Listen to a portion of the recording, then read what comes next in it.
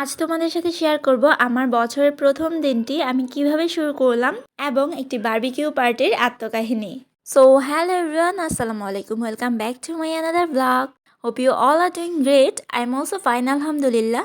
সবাইকে নতুন বছরের অনেক অনেক শুভেচ্ছা ও অভিনন্দন জানিয়ে আমি আজকের ব্লগটি শুরু করছি। So happy new year to everyone. সালটি ছিল 2024 আর দিনটি ছিল ডিসেম্বরের 31। রাত 12টা বাজার ঠিক 2 মিনিট আগে আমার হাজব্যান্ড এসে আমাকে সারপ্রাইজ দিল। মাশাল্লাহ, আলহামদুলিল্লাহ, বছরের শুরুটাই হলো আমার হাজব্যান্ডের কাছ থেকে সারপ্রাইজ পেয়ে। তো তখন যেহেতু 12টা বাজার মাত্র 2 মিনিট বাকি, তো আমরা দৌড়ে চলে গেলাম ছাদে। আর ছাদে গিয়ে আতশবাজি আর ফানুস উড়ানো দেখলাম। তারপরে শুরু হয়ে গেল আমাদের বারবিকিউ পার্টি। আজকে আমরা চিকেন বারবিকিউ করব আর আগামীকাল আমরা কোরাল ফিশ অ্যান্ড চিকেনের বারবিকিউ করব।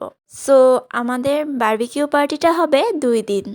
আজকে বাসার মাল্টিপ্লাগটা খুঁজে পাচ্ছিলাম না, দ্যাটস ওয়াই ফ্যান দিয়ে বাতাস করা যাচ্ছিল না। তো এখানে আমরা হাত পাখাটা ইউজ করছিলাম আর আগুন সহজে জ্বলছিল না। তো আমার হাজব্যান্ড তো অনেকক্ষণ বাতাস করেছে, বাতাস করতে করতে ওর হাত ব্যথা হয়ে গেছে, তারপরও ধৈর্য হারায়নি আগুন না জ্বলা পর্যন্ত। তারপর আগুন জ্বলেছে।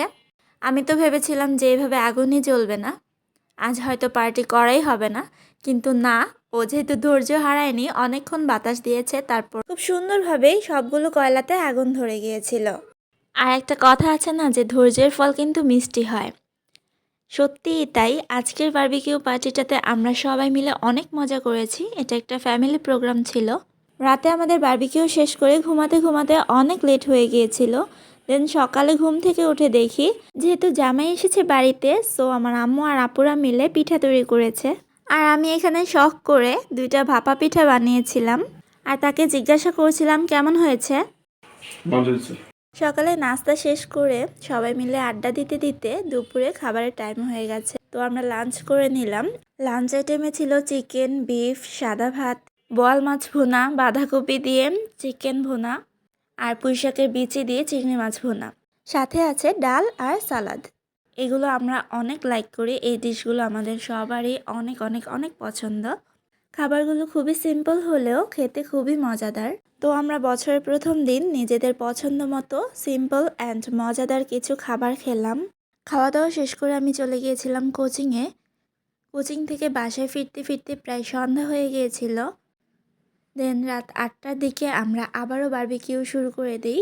গতকাল রাতে বারবিকিউ শেষ করতে করতে আমাদের অনেক লেট হয়ে গিয়েছিল আর ঘুমাতেই পারিনি আমরা, তাই আজ একটু তাড়াতাড়ি করেই শুরু করে দিলাম।